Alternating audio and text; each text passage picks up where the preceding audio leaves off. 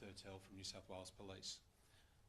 Just going to provide you with the operational update on what's occurred over the night and also what our focus will be today and in coming days as well in response to this severe weather event on the mid-north coast. So through to 5 a.m. this morning, we had 535 requests for assistance and incidents come through to the New South Wales SES. In the last 24 hours prior, we had 177 flood rescues.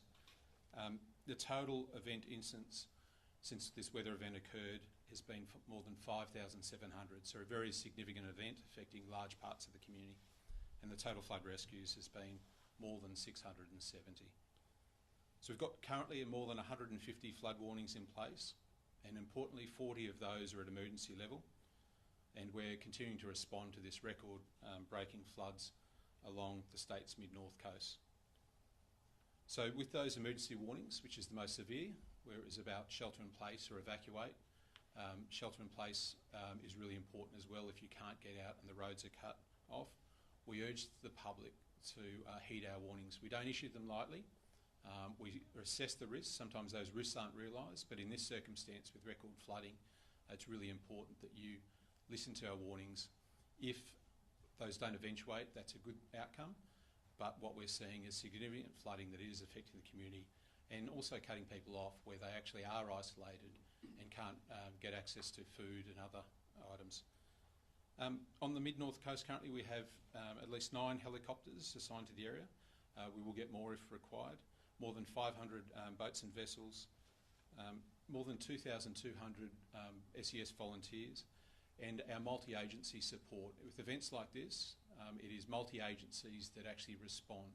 So that includes Rural Fire Service, Fire and Rescue New South Wales Police, Volunteer Rescue Association, Maritime, Surf Life Saving New South Wales, and many other agencies as well in support of the New South Wales SES. They're there to support the community during their hour of need, and we thank our interagency partners. We know that currently there's approximately 50,000 people that are currently isolated during the floodwaters, and I'll be talking a little bit later around what we're going to be doing to ensure that we can have resupply of food and essential medications. Sadly, there's a number of people that have lost their lives as a result of this severe weather event, and our condolences go out to friends and family of those that have lost their lives. There are a number that are still missing as well, and that search continues. And our thoughts are for those communities out there that have been affected by this major and significant weather event. It's going to take some time. As we know, Australians and New South Wales people are resilient. We will get through this, and we will be there to support you. So in addition to these rescues, we are currently supporting the people that are isolated and need food and medications. Our attention will turn to that. So please call 132 500 in order to get those items, and we can support you. Though the boats and helicopters will be turning their attention, we do prioritise obviously life-threatening flood rescues prior to resupply, but we will in coming days making sure that we provide that resupply in parallel. So if you do need resupply, reiterating 132 500. I urge the community, if you haven't already, download the Hazards Near Me app. That is one mechanism of how we ensure that messages are provided through to you in areas of risk. It's also for bushfires and many other natural disasters as well, so please download it. We do, however, use lots of other methods as well, social media, TV, radio, and door knocking and emergency alerts as well. So sometimes telecommunications can be impacted. We have seen that. The telcos have advised that in some of these flood-affected areas that telecommunications have been sporadic or have gone down. So don't rely on one method of communication. If you have a radio that is actually battery operated, it's always a good idea to have that ready and prepared as well so you can access emergency warnings, especially if electricity goes out as well. So as the weather system moves south, and we'll get an update from Jane from the Bureau shortly, the New South Wales SES is concerned around flash flooding around the Sydney metro area and further south and southern highlands. We are seeing effects on that central coast and Sydney areas currently, and minor flooding in the Colo, Hawkesbury and Nepean rivers. The Nepean Dam is currently spilling, and meanwhile it is possible that the Warragamba Dam may spill sometime Friday or Saturday. However, Water New South Wales had advised that that likelihood has decreased overnight where the water and rainfall is actually falling. We'll continue to monitor that, liaise with them and provide messaging out to the community to make sure you're well aware of any impacts that may result. So once again, make sure that you are well aware of the risks in your local community and where you live or where you may be travelling through. Stay vigilant. Do not drive through floodwaters. I thank the community for heeding our warnings. Really important you do so. The community's worked really well with the New South Wales SES, but please do not drive, walk, play or do other things through those floodwaters. They are dangerous. We have seen some of the terrible outcomes that result from those floodwaters. So please don't take that risk. Even a small amount of water can cause your vehicle to move or for you to be carried away. So in coming days, the New South Wales SES is very much focused on both the resupply, but as those waters subside, returning safely. We will support the community with getting back into homes as soon as possible, but assessing risk and assessing the damage is really vital. There are many risks that come with floodwaters if your home or premise has been inundated. Floodwaters have contaminants, there can be vermin, snakes and other vermin as well, so you need to assess those risks. Electricity can also pose a danger as well. So when you return, make sure you assess those risks. If you're unsure, especially with electrical hazards, get a qualified electrician in and make sure that it is free of risk. Don't risk yourself and your family. I'll now hand on to Jane Golding from the Bureau of Meteorology to provide an update on both the weather that's occurred overnight and the forward outlook in coming days and into next week. Thank you. Good morning. So that low pressure system, the coastal trough that's been producing that widespread heavy prolonged rainfall on the mid-north coast, hundreds of millimetres, that's now shifted its focus. It's become more mobile, which means it's moving through more quickly, and it's shifted its focus over the central New South Wales coast and the south coast of New South Wales. What that means for the mid-north coast is conditions are clearing up that way, and most areas are seeing dry weather. We're expecting that dry weather to continue up that way for a few days. So that's good news for the mid-north coast. I'll just stay on that area for a little bit. We do still have several flood warnings current for the mid-north coast area, and quite a few of those are still seeing flood levels at major classifications, and some of those rivers are only falling very slowly. So still dangerous conditions up on the mid-north coast, even though the rain has cleared, there's water's moving still quite quickly through the river systems, a lot of debris around, so quite dangerous. The catchments where we've got major flood levels still, the Nambucca, the Hastings, the Manning, and the Orara, I believe. Best point of call to find that information is the Bureau's webpage or the app. Those warnings are being monitored very closely and updated regularly through the course of the day. But again, the floodwaters will recede over the coming days, but for some rivers it'll take a fair bit of time for it to go back to normal levels, and still dangerous until that occurs. Shifting our focus to the central New South Wales coast and the south coast.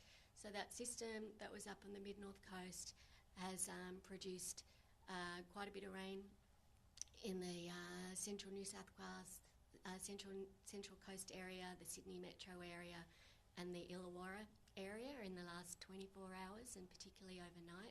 Some top totals, over 179 when I last checked at North Richmond. Robertson, which is in the hills behind Narra Wollongong area, they also were up around 170 mils when I checked. Newcastle, they had 145 since 9 o'clock yesterday, and generally over the Sydney metro area since 9 o'clock they've seen between about 60 and 100 millimetres.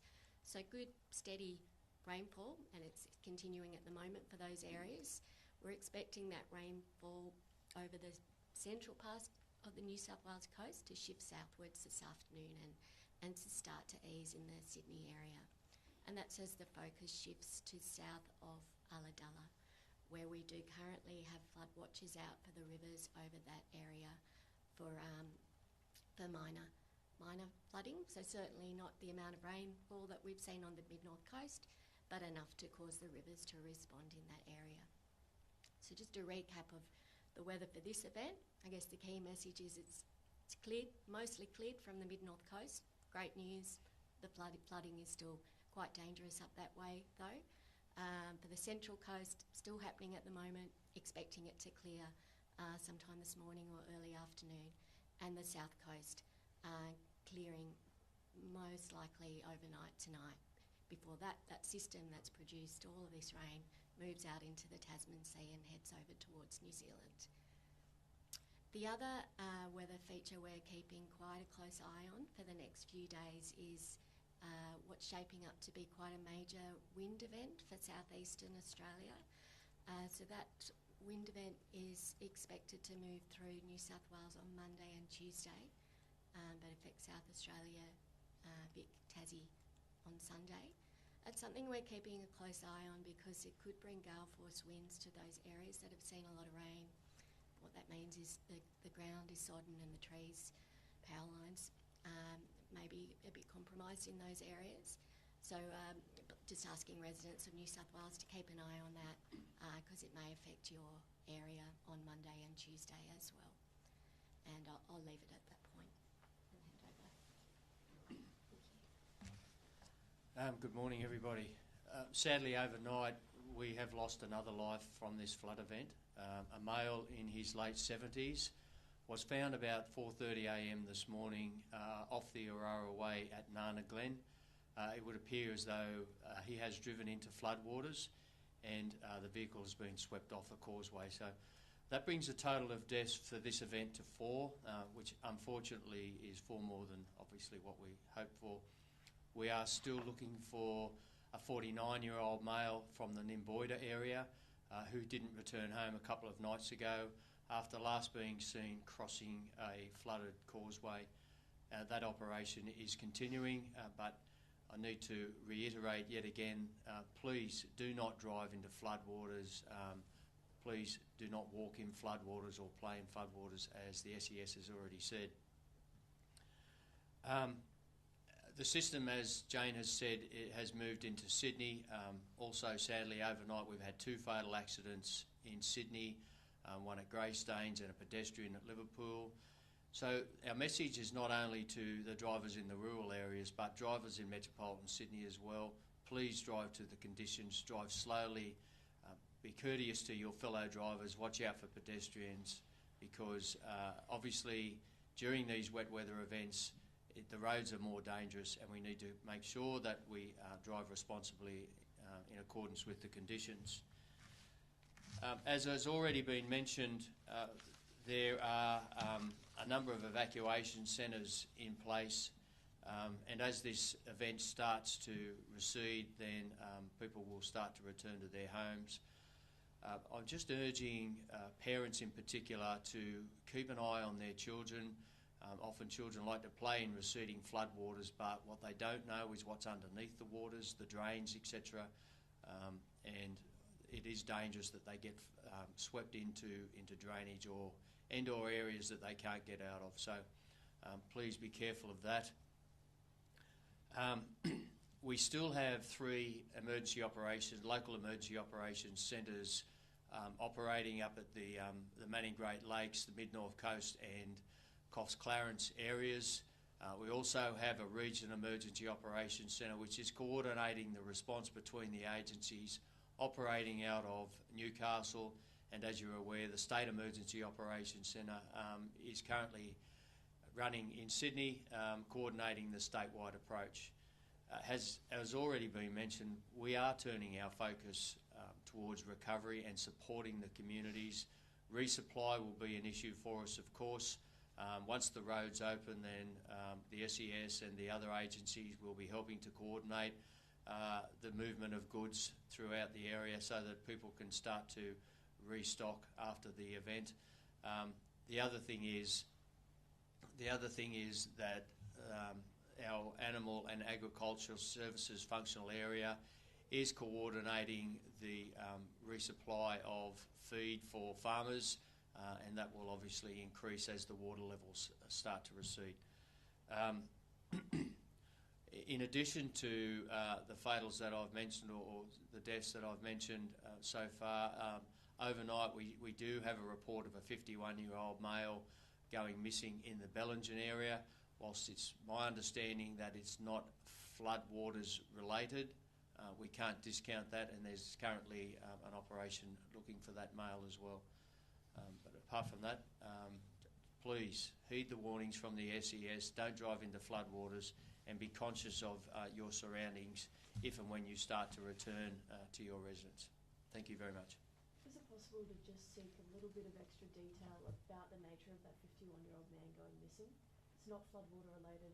What are the circumstances? Yeah, as soon as I get that information, possibly even before you leave today, I can help you with that. But at the moment, that's only just come in, that information. But obviously, if anyone goes missing during an event like this, we become concerned whether the report was that they were last seen entering floodwaters, or there's just floodwaters in the vicinity. And we all know that Bellingen does have some flooding at the moment, but the information I have is it's not directly attributed to floodwaters, but obviously we're concerned anyway. Those two fatal accidents across Sydney, or pedestrian killed, are you sort of specifically linking them to the weather event, or is that just more of a general warning? It's more of a general warning. However, accidents do increase. We know this, that accidents increase during, particularly during nighttime hours in wet weather. And so that's why it's important that drivers really do drive carefully and drive to the conditions. Are you expecting any further flood-related deaths as emergency crews are able to get into more areas? Well, I'm severely hoping not, sincerely hoping not, but we never know. Obviously, the SES have been checking properties that where there's been reports of people needing rescue. They've, on many occasions, double-checked the property, checked the roof cavities, etc. No, we're not expecting any more deaths, but in an event this size for this duration, we would hope not, but we wouldn't be surprised if there's unreported incidents out there. For the Deputy Commissioner, if I can, if you can just expand on the resupply efforts today a bit. Do you have any sort of statistics, any figures on that, and what sort of areas should be covered? Not specifics, but what we do is on request, especially with those communities that are cut off. So there's been some communities that have been cut off for quite some time where vehicles can't get in. So what we've got is helicopter drops occurring with essential food and medications as well. As time goes on, as those communities continue to be cut off, there will be things like medications where they're starting to run out of essential medications, and we will need to then focus on those items. So as people's non-consumable food items as well run out, so whilst they may not have actually had requirements in previous days, now it's actually coming to the length of time that they've been out. Some electricity is also affected, so goods will be spoilt as well, so there might be some other essential items that are important for people to receive as well. But that will come in. We will have significant requests coming in coming days as well. And as Deputy Commissioner Thurtell mentioned, food and fodder as well for livestock. The areas that have been affected have got significant livestock, their farming communities as well as townships. And you've probably seen some of the reports in some of the media that the cattle and other livestock that have been affected as well. So supporting those farmers and also business owners as well. Just wanted to ask too, obviously we've just heard from the Bureau about the nature of the sort of the rains shifting more south.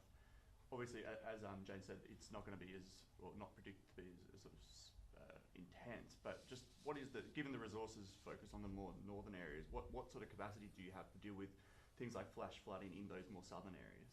So we have significant resources with New South Wales SES in terms of members within the Greater Metro. Whilst we've deployed some of those up north to help the mid-coast, we've got significant volumes of SES members here, as well as other emergency service agencies. So we have stood up our Instant Command Centre here in the Greater Metropolitan, ready to respond. What we do urge is people not to go through floodwaters. There'll be flash flooding that does occur, and you may have seen it this morning as well on some roads that do actually have water over the bitumen and tarmac as well. So we will respond to those events and support. We are certainly concerned in the Greater Metro area in terms of Colo, North Richmond surrounds, Milperra and surrounds Liverpool and around the Tenby Bridge, but there's those low-lying areas as well, that especially depending on tides as well, that can be impacted. So we've got plenty of resources to support that in the metropolitan area. Just to clarify for our readers, what are some of your key focus areas in the south now that this system is moving towards us? It is the greater metropolitan area more generally. Sometimes it's difficult to obviously pinpoint where rainfall will occur. That volume within a short period of time can have localised impacts. So we will be monitoring more generally across the metropolitan area. But as Jane mentioned, as it's the central coast through the metropolitan area of Sydney, further south then to the Illawarra, Southern Highlands and down in Narra as well. So with that rain subsiding, we're hoping it won't have as greater impacts, but we will be monitoring. And I mentioned also around close monitoring of the Hawkesbury Nepean catchment and the Warragamba Dam as well, and we'll keep the community updated if there's any spills that may occur. Do you have numbers approximately, specifically on homes, and how many homes have been damaged and inundated by floods so far? We haven't as yet, because the waters will need to subside. It is going to be significant, as you will realise with the amount of flooding that actually has occurred. As the waters subside, we will go in and what we call rapid damage assessments, assessing the impacts of those floodwaters on premises, homes and businesses as well. But we do expect that to be significant.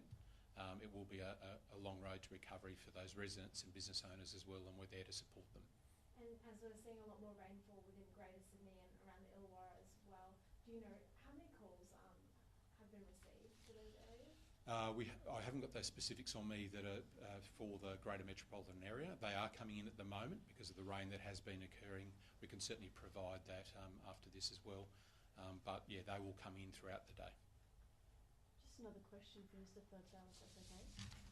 It appears that the two men who died found in their cars drove into floodwaters at night. Is that true? And are you seeing sort of a trend emerge with people maybe underestimating waters at night time? Yes, the one overnight was a male that drove into it. Don't forget, there was also the 60-year-old female at Wild Cattle Creek that appears to have driven into floodwaters.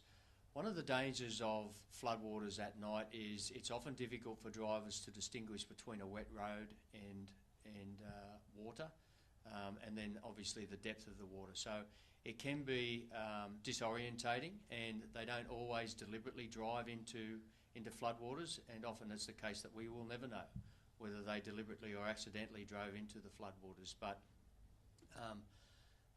we can only reissue the message: do not drive into floodwaters of any depth. I've seen cars swept away in 6 inches of water, so it's very dangerous, and you don't know what's under the surface of the flood as well. So, yeah.